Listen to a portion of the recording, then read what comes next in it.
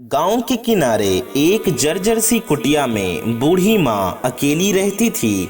उम्र ने उसके हाथ पांव थका दिए थे, लेकिन दिल में अब भी उतनी ही ममता और दया बाकी थी। उसका कोई अपना नहीं था, न बेटा और न बेटी। पति भी सालों पहले दुनिया छोड़ गया था। बस रह गई थी वो और उसका अकेलापन। दिन भर वो दूसरों के घरों में बर्तन मांजकर काम करके किसी तरह पेट भरती, लेकिन शाम ढलते ही जब सब अपने परिवार के साथ हंसते बोलते, तब उसके कुटिया के अंदर सिर्फ सन्नाटा और उदासी होती। एक दिन बूढ़ी माँ ने देखा कि उसके आंगन में एक काला सांप अक्सर दिखाई देने लगा है।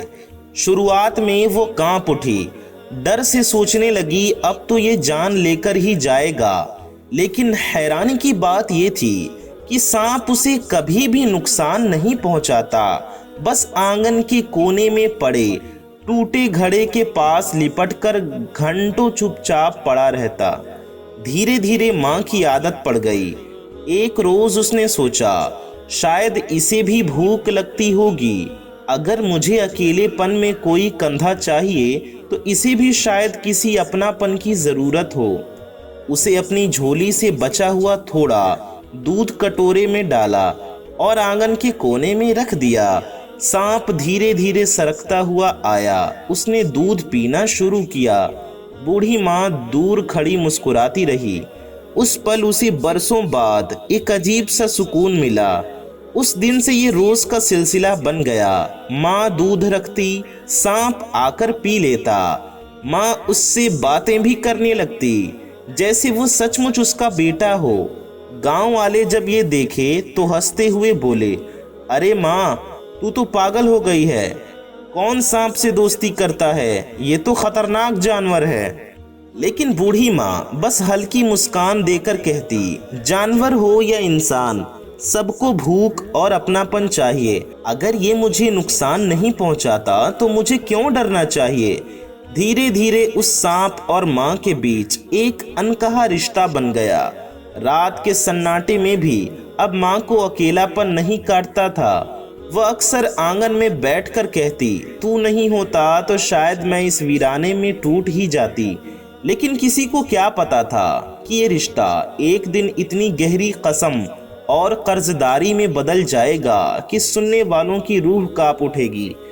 दिन गुजरते गए। अब माँ के आंगन में सांप का आना जाना इतना आम हो गया था कि माँ को उसकी सरसराहट से भी डर नहीं लगता था। बल्कि जब सांप देर से आता तो माँ बेचैन हो उठती, कहाँ रह गया मेरा बेटा? आज तो आया ही नहीं, कहीं भूखा तो नहीं रह गया?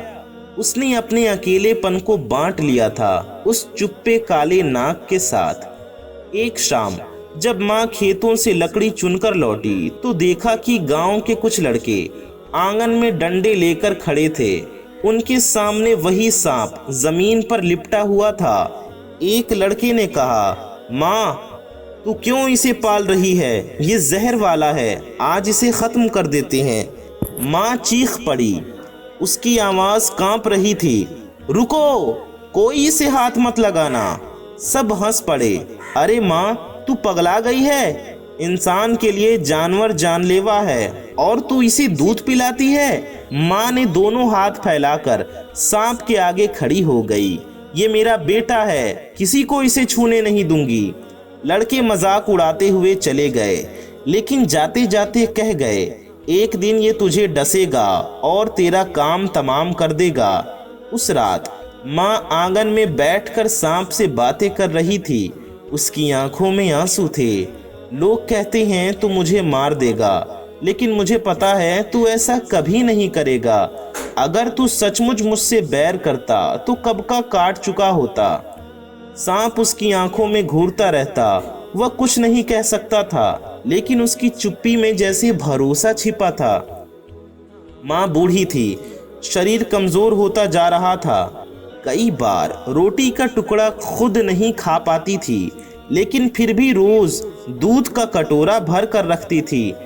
एक दिन उसने कांपते हाथों से दूध रखा और बुदबुदाई, मुझे नहीं मालूम मैं कब तक जीऊंगी, पर जब तक सांसें हैं तुझे भूखा नहीं रखूंगी। उसकी थकी हुई आंखों में एक अजीब सी चमक थी, जैसे उसे यकीन था कि वह सांप सिर्फ उसका सहारा नहीं बल्कि एक दिन उसकी इज्जत और ममता का कर्ज भी उतारेगा। और सचमुच वो दिन दूर नहीं था। एक ऐसी ही रात आने वाली थी जब माँ की ममता और सांप की वफादारी का इम्तिहान होगा। बरसात की एक अंधेरी रात थी। आसमान गरज रहा था, बिजलियां कौंध रही थीं। बूढ़ी माँ अपनी कुटिया में लेटी हुई थी, लेकिन नींद उसकी आंखों से कोसों दूर थी। छत से टपकता पानी, बाहर की हवाओं की सिसकियां और बिजली की कड़कड़ाहट ने माहौल को और डरावना बना दिया था। माँ बिस्तर पर सीधी बैठ गई और बुदबुदाई, काश कोई होता जो मेरे पास बैठ जाता, या रात तो काटे नहीं कट रही। इस बीच आंगन से सरसराहट की आवाज आई। माँ समझ गई कि उसका सांप आ गया है। वो धीरे से आंगन में गई और उसने कांपते हाथों से कटोरे में दूध भर कर रखा। सांप सरकता हुआ आया और दूध पीने लगा। माँ उसकी ओर देखती रही, जैसे अंधेरी रात में उसे कोई अपना मिल गया हो। लेकिन तभी अचानक कुटिया के दरवाजे पर किसी ने जोर से दस्तक दी। ठक ठक ठक ठक। बूढ़ी माँ घबराई। इतनी रात को कौन हो सकता है? वो धीरे धीरे दरवाजे की तरफ बढ़ी। दरवाजा खोला तो दो अजनबी खड़े थे। उनके चेहरे बारिश में भीगे हुए थे और आंखों में अजीब सी चमक। एक ने रुखी आवाज में कहा, अम्मा, रात भर पनाह चाहिए, हमें अंदर ठहरा ले। माँ मासूमियत से बोली, बेटा, मेरा घर बहुत छोटा है, पर अगर कहीं और ठिकाना नहीं है तो अंदर आ जाओ। दोनों अंदर आ गए, लेकिन उनके चेहरे और चाल ढाल देखकर माँ का दिल कांप गया। उनकी नजरें कमरे में टकटकी लगाए इधर उधर घूम रही थीं। माँ समझ गई कि ये राहगीर नहीं, शायद कुछ गलत इरादों वाले लोग हैं। वो अंदर से डर गई, लेकिन बाहर से अपनी कमजोरी छिपाकर बोली, तुम दोनों भूखे लग रहे हो, बैठो, मैं रोटी गरम करती हूँ। उधर आंगन में कोने में पड़ा सांप अब भी नीम के तने से लिपटा हुआ था। उसकी आंखें चमक रही थी, ऐसे उसे भी सब समझ आ रहा हो। और सच में वह रात सिर्फ माँ के अकेलेपन का इम्तिहान नहीं थी, बल्कि उसकी जिंदगी और मौत का सवाल बनने वाली थी। कुटिया के अंदर तेल का दिया हल्की लौ से टिमटिमा रहा था। बारिश की आवाज और बाहर की आंधी सब कुछ और डरावना बना रही थी। दोनों अजनबी चुपचाप बैठे थे। उनकी नजरों में अजीब सी भूख थी। वे बार बार माँ की ओर देखते, फिर कमरे में टंगे छोटे से बटुए और लकड़ी के संदूक की तरफ। माँ समझ चुकी थी। वह जान गई कि ये साधारण राहगीर नहीं, बल्कि लुटेरे हैं। उसने धीरे से कहा, बेटा, मैं तुम्हें खाना खिला देती हूँ, फिर तुम आराम से चले जाना। लेकिन उनमें से एक हंसते हुए बोला, अम्मा, खाना तो बाद में खाएंगे, पहले वो दिखा जो तेरे पास छिपा है। दूसरे ने संदूक की तरफ इशारा किया, सुना है तू सालों से लोगों के घरों में काम करती है, जरूर थोड़ा बहुत गहना या पैसे जमा किए होंगे, निकाल दे वरना अच्छा नहीं होगा। माँ कांप गई। माँ ने हाथ जोड़कर कहा कि बेटा, इसमें कुछ नहीं है, ये तो मेरी यादें हैं, इन्हें मत छीनो। लेकिन दोनों ने उसकी बात पर जरा भी ध्यान न दिया। एक आगे बढ़ा और संदूक को जोर से खींच लिया। माँ रोते हुए उसके सामने खड़ी हो गई। ये मत ले जाओ, मेरे पास और कुछ नहीं है, यही मेरा सहारा है। तभी दूसरे ने माँ का हाथ झटक दिया और गुस्से से बोला, बुढ़िया, हमें बेवकूफ बना रही है, रास्ते से हट, वरना अभी यही तेरा काम तमाम कर देंगे। उसकी आंखों में चमकती हुई नीयत देख माँ का दिल डूब गया। उसने चीख मारनी चाही, लेकिन आवाज गले में ही अटक गई। और तभी नीम के पेड़ के नीचे से लिपटा वो सांप पुकारता हुआ आगे बढ़ा। उसकी लाल आंखें अंधेरे में अंगारे सी चमक रही थीं। दोनों लुटेरे ठिठक गए। सांप, काला नाग! सांप ने जमीन पर सरसराहट की। जैसे चेतावनी दे रहा हो, रुक जाओ वरना तुम अंजाम बुरा होगा। माँ ने आंसू पोंछे। उसकी नजरों में डर की जगह अब यकीन था। वह कांपती आवाज में बोली, ये मेरा बेटा है, कोई मुझे तकलीफ देगा तो चुप नहीं बैठेगा। लुटेरों के हाथ कांपने लगे, लेकिन उनकी लालच अब भी जिंदा थी।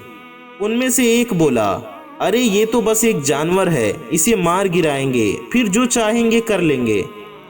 और उसी पल वो सांप आगे बढ़ा, मानो बरसों का दूध और ममता का कर्ज उतारने का वक्त आ गया हो। लुटेरों में से एक ने लकड़ी का डंडा उठाया और सांप की ओर झपटा। इसको खत्म करो, फिर बुढ़िया कुछ नहीं कर पाएगी।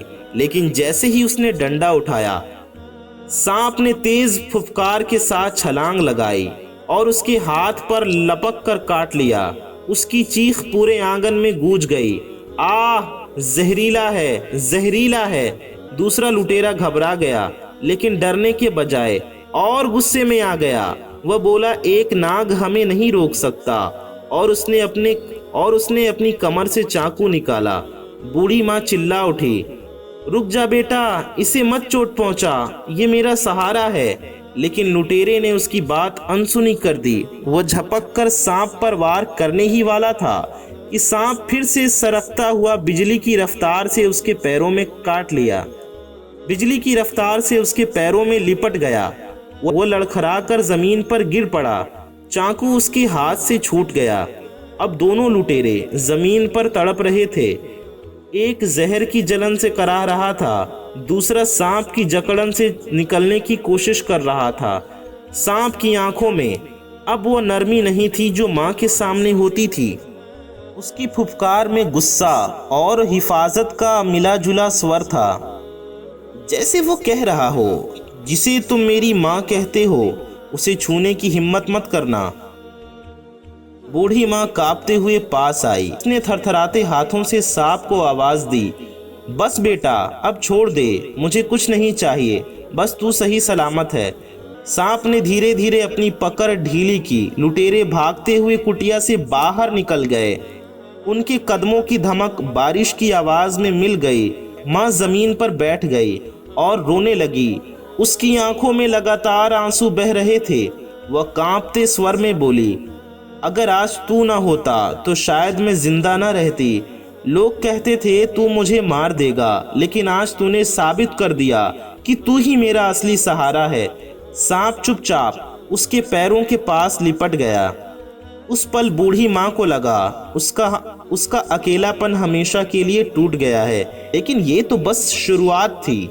माँ और सांप का रिश्ता अब एक ऐसी कसौटी से गुजरने वाला था जहाँ न सिर्फ भरोसा बल्कि कुर्बानी भी देनी थी। उस रात के बाद बूढ़ी माँ का दिल बदल गया। अब वो सांप को सिर्फ आंगन में आने वाला मेहमान नहीं मानती थी, बल्कि उसे अपना बेटा कहकर पुकारती थी।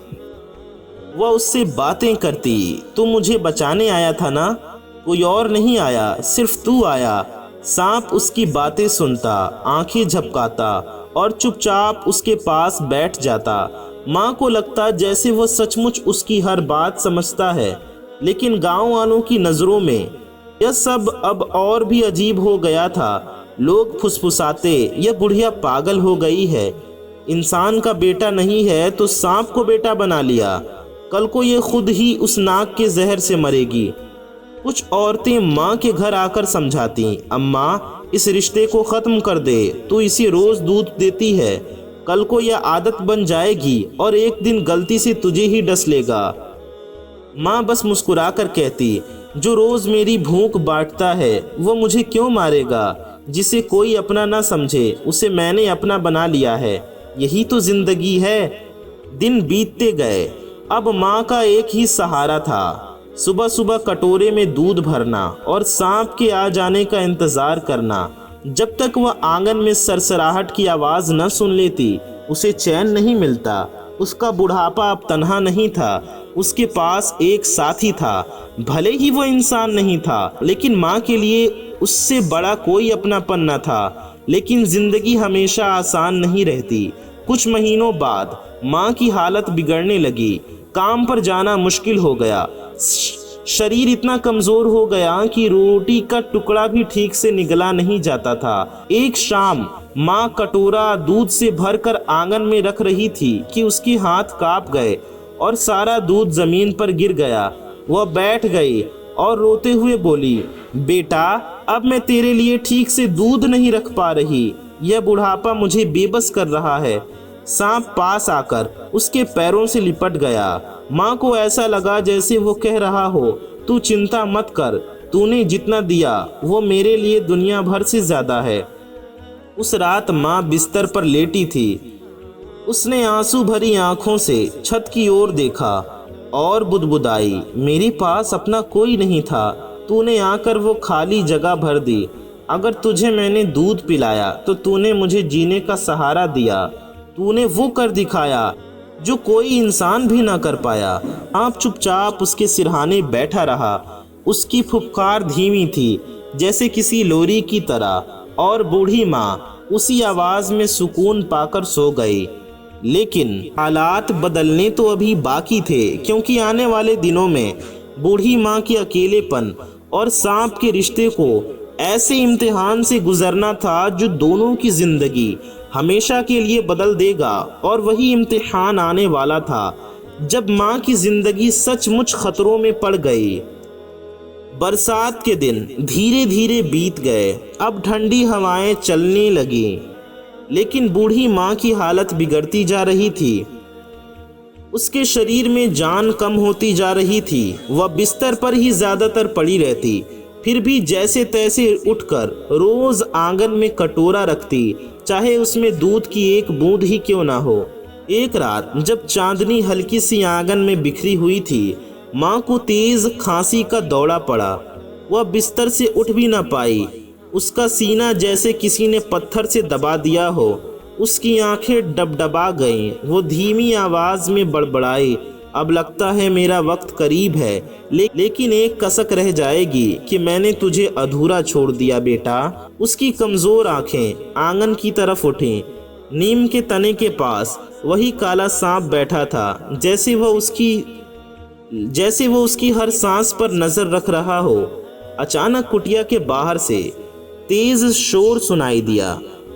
कुछ लोग मशाले लेकर वहां आ पहुंचे। उनमें वही लड़के थे जो पहले भी माँ को चेतावनी दे चुके थे। वो चिल्ला रहे थे, आज इस नाग का खात्मा कर देंगे। इसी की वजह से अम्मा पागल हो गई है। इंसान के बीच इसका कोई ठिकाना नहीं। माँ की आंखों में डर उतर आया। उसकी हालत खराब थी। वह उठ भी नहीं पा रही थी, लेकिन वह बिस्तर पर से चीख उठी, नहीं, कोई इसे हाथ मत लगाना। यह मेरा सहारा है, मेरी आखिरी उम्मीद है। पर भीड़ ने उसकी बात नहीं सुनी। उन्होंने डंडे और पत्थर उठाए और आंगन में घुस गए। सांप ने पहली बार इतनी भयंकर फुफकार भरी कि हवा भी थम गई। उसकी आंखें अंगारों की तरह चमक रही थी। उसने नीम के पेड़ से लिपटकर ऊंचा फन उठाया और सीधा भीड़ की तरफ बढ़ गया। भीड़ एक पल को डर गई, लेकिन फिर उनमें से एक बोला, मत डरना, मिलकर मारो इसे। डंडे और पत्थर बरसने लगे। बूढ़ी माँ की आंखों से आंसू बह निकले। उसने कांपते हाथ ऊपर उठाए और रोते हुए बोली, बेटा, खुद को मत झोंक देना, मैं सह लूंगी अकेलापन, बस तू सही सलामत रहना। लेकिन सांप पीछे नहीं हटा। उसके लिए यह सिर्फ अपनी जान का सवाल नहीं था, यह उस दूध का कर्ज था जो उसने सालों तक माँ से पिया था। यह उस ममता का जवाब था जो किसी ने उसे कभी नहीं दी थी। उस रात का मंजर ऐसा था कि नीम के पत्ते भी कांप उठे। एक तरफ थी लाठी डंडों से लैस भीड़ और दूसरी तरफ था अकेला सांप, जिसकी आंखों में सिर्फ एक वादा जल रहा था, जब तक मैं जिंदा हूँ इस माँ तक कोई हाथ नहीं पहुँचा सकता। और यही से कहानी मोड़ लेती है, क्योंकि अब आने वाली थी वो सबसे बड़ी कुर्बानी जो इस रिश्ते को अमर कर देगी। भीड़ आंगन में घुस चुकी थी। लाठियां और पत्थर हवा में लहराते रहे। हर किसी के मन में सिर्फ एक नारा गूंज रहा था, सांप को मारो, सांप को खत्म कर दो। सांप ने अपना फन और ऊंचा कर लिया। उसकी फुफकार इतनी तेज थी कि मशाल की लौ कांपने लगी। वह बार बार जमीन पर हमला करता, जैसे वो कह रहा हो कि ये आंगन मेरा है और यहाँ मेरी माँ रहती है। पहला पत्थर उसके ऊपर पड़ा, उसका चमकदार शरीर कटकर खून से लाल हो गया, लेकिन वो पीछे नहीं हटा। भीड़ का एक आदमी आगे बढ़ा और डंडा घुमाकर सांप पर जोर से मारा। सांप जमीन पर गिरा, लेकिन अगले ही पल उठ खड़ा हुआ और उसकी टांगों में लिपटकर जोर से फुफकारा। वह आदमी दर्द से चीखता हुआ पीछे हट गया। बाकी लोग डर गए, लेकिन फिर उनमें से एक बोला, मार डालो इसे, वरना आज किसी की जान ले लेगा। बूढ़ी माँ बिस्तर पर लेटी थी, उसकी सांसें तेज हो रही थीं। वह हिम्मत करके उठना चाहती थी, मगर उठ नहीं पा रही थी। आंसू उसके गालों पर बह रहे थे। वह कांपती आवाज में पुकार रही थी, रुको, कोई इसे मत मारो, यह मेरा बेटा है। लेकिन उसकी आवाज भीड़ के शोर में दब गई। एक और पत्थर आकर सांप के फन पर लगा। वो दर्द से तड़प उठा। उसकी आंखें और लाल हो गईं, जैसे आग की लपटें हों। अब वो पूरी ताकत से लड़ने लगा। कभी किसी के पैर पर लपकता, कभी किसी की लाठी गिरा देता। भीड़ में अफरा तफरी मच गई। कुछ लोग डर कर पीछे हट गए, लेकिन कुछ अब भी खड़े रहे। माँ ये नज़ारा देखकर टूट रही थी। वो चीख उठी, बेटा, तू क्यों अपनी जान दे रहा है मेरे लिए? मैं अकेली जी लूंगी, तू पीछे हट जा। लेकिन सांप जैसे सुन ही नहीं रहा था। उसकी हर हरकत ये कह रही थी, माँ, तूने मुझे अपनाया था जब कोई नहीं था। आज तेरी हिफाजत करना ही मेरा फर्ज है। और तभी भीड़ में से किसी ने भाला उठाकर पूरे जोर से सांप पर वार किया। भाला उसके शरीर को चीरता हुआ निकल गया। सांप तड़पते हुए जमीन पर गिर पड़ा। भीड़ में एक पल को सन्नाटा छा गया। सांप ने दर्द से तड़पते हुए अपनी नजरें बूढ़ी माँ की ओर मोड़ी। उसकी आंखों में अब भी डर नहीं था, बस ममता और भरोसा था। बूढ़ी माँ चीख पड़ी, नहीं। उसके शरीर से जैसे आखिरी ताकत निकल आई। वो घुटनों के बल आंगन की ओर रेंगती हुई बढ़ी। उसके होंठ कांप रहे थे। मेरे बेटे, मुझसे दूर मत जाना। और यहीं से ये कहानी अपने आखिरी इम्तिहान की ओर बढ़ती है। अब जो होने वाला था वो सुनने वालों का दिल हिला देगा। आंगन में भयानक सन्नाटा छा गया था। बारिश थम चुकी थी, लेकिन मिट्टी में खून और आंसू मिलकर गाढ़ी कीचड़ जैसी हो गई थी। भाले की चोट खाकर सांप जमीन पर पड़ा तड़प रहा था। उसका काला चमकता शरीर अब जगह जगह से फटा हुआ था। फिर भी उसकी आंखें बंद नहीं हो रही थीं। वे लगातार बूढ़ी माँ की ओर देख रही थीं। माँ घुटनों के बल घसीटते हुए उसके पास पहुंची। उसने कांपते हाथों से सांप का सिर अपनी गोद में रख लिया। उसकी आंखों से आंसू झरझर गिर रहे थे। क्यों किया तूने ये बेटा? मैंने कब तुझसे कहा था कि मेरी जान पर अपनी जान दे दे? तू तो बस मेरा सहारा था और तूने खुद को मेरा मुहाफिज, मेरा रक्षक बना दिया। सांप की सांसें भारी हो चुकी थी। वह बार बार फुफकारता, लेकिन आवाज बेहद धीमी थी, जैसे अब उसमें ताकत नहीं बची हो। भीड़ ये नज़ारा देखकर हक्का बक्का रह गई। उनमें से एक औरत ने धीरे से कहा, ये बुढ़िया सच कहती थी। ये सांप इसे कभी नुकसान नहीं पहुंचाता था। कुछ लोग पछतावे में सर झुकाकर वहां से लौटने लगे, लेकिन कुछ अब भी खड़े थे, डर और हैरानी में जमे हुए। माँ ने कांपती आवाज में कहा, जाओ यहाँ से, तुम लोगों ने मेरा बेटा घायल कर दिया। अब मुझे इसके साथ अकेला रहने दो। भीड़ धीरे धीरे छट गई। आंगन में सिर्फ बूढ़ी माँ और सांप रह गए। नीम का पेड़ हवा में सिसकियां भर रहा था। माँ ने अपनी साड़ी के आंचल से सांप के घाव पोंछे। उसके आंसू बार बार उसके काले शरीर पर गिर रहे थे। मैंने तुझे हमेशा अपना बच्चा समझा और आज तूने सचमुच बेटे का फर्ज निभा दिया, लेकिन अब मैं तुझसे बिछड़कर कैसे जी पाऊंगी। सांप ने आखिरी बार अपनी ठंडी होती जीभ माँ के हाथ पर फेरी, जैसे कह रहा हो, तूने मुझे जन्म नहीं दिया, लेकिन माँ बनकर मुझे जिया दिया।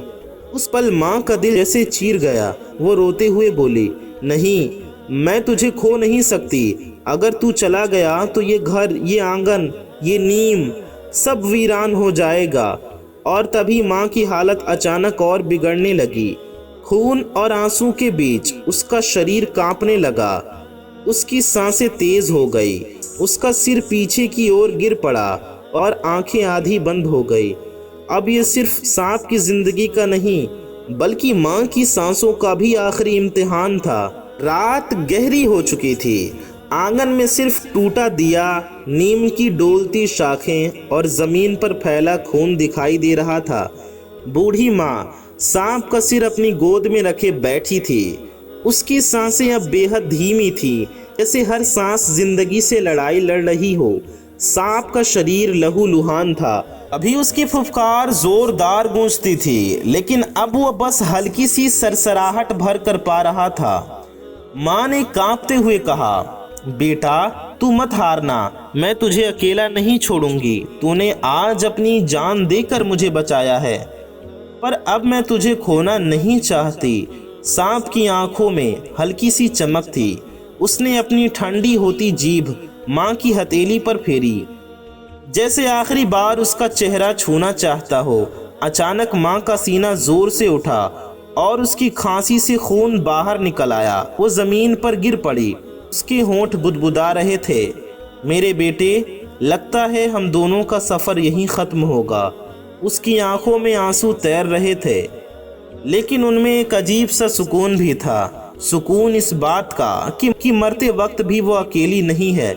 सांप ने खुद को जोर से घसीटा और माँ की छाती से लिपट गया। उसकी घायल देह अब भी तड़प रही थी, लेकिन उसकी पकड़ ढीली नहीं हुई, जैसे वो कह रहा हो, अगर तेरी सांस रुक रही है तो मैं भी तेरे साथ ही रुक जाऊंगा। तूने मुझे बेटा कहा था, अब मैं आखिरी वक्त तक वही बेटा रहूंगा।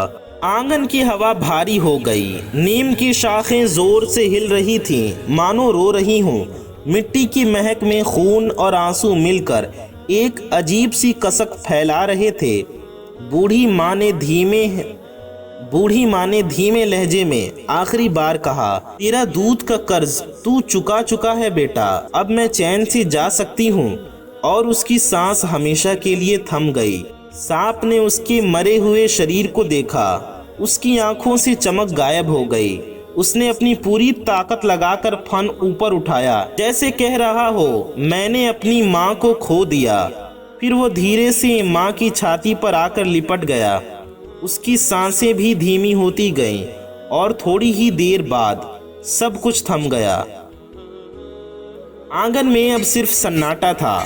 एक तरफ बूढ़ी माँ का मर चुका शरीर और दूसरी ओर वही काला सांप जिसने अपना पूरा जीवन, अपनी पूरी जिंदगी उसकी ममता के कर्ज में कुर्बान कर दिया।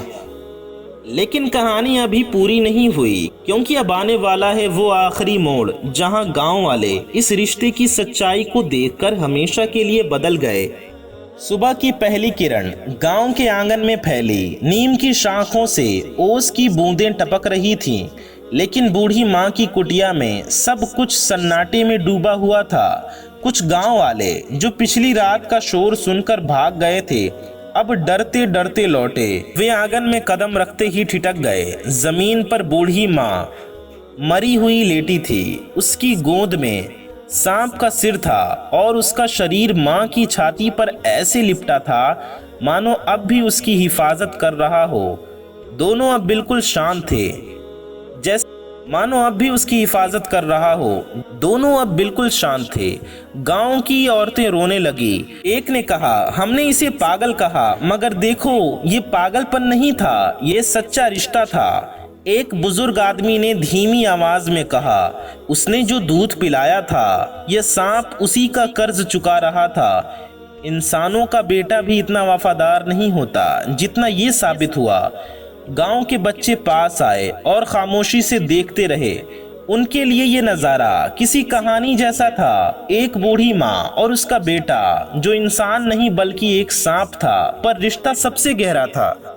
लोगों ने माँ के शरीर को धीरे धीरे उठाया, लेकिन जब उन्होंने सांप को हटाना चाहा, तो उसने अपनी जकड़न और भी कस दी। उसका ठंडा हो चुका शरीर अब भी माँ से अलग नहीं हो रहा था। गांव वाले रो पड़े। देखो, मरने के बाद भी इसे अपनी माँ से जुदाई मंजूर नहीं। आखिर में गांव वालों ने फैसला किया कि माँ और सांप दोनों को एक ही जगह दफनाया जाएगा, नीम के नीचे, जहां माँ रोज दूध रखती थी। लोगों ने मिट्टी से ढका और वहां फूल चढ़ाए। अब वो जगह गांव में सिर्फ एक कब्र नहीं थी, वह ममता और वफादारी का प्रतीक बन चुकी थी। वह ममता और वफादारी की निशानी बन गई। उस दिन से गांव वाले बच्चों को यही कहानी सुनाने लगे। एक बुढ़िया थी जिसने सांप को अपना बेटा बना लिया और उस सांप ने अपने आखिरी दम तक अपनी माँ की हिफाजत की। नीम के पेड़ के नीचे मिट्टी ताज़ा थी, उसके ऊपर सफ़ेद फूल बिखरे थे और गांव वाले चुपचाप खड़े थे। हर किसी की आंखें नम थी। वहां अब कोई माँ नहीं थी, न कोई सांप था, लेकिन जो रिश्ता उन्होंने छोड़ा था वह हर दिल में जिंदा हो चुका था।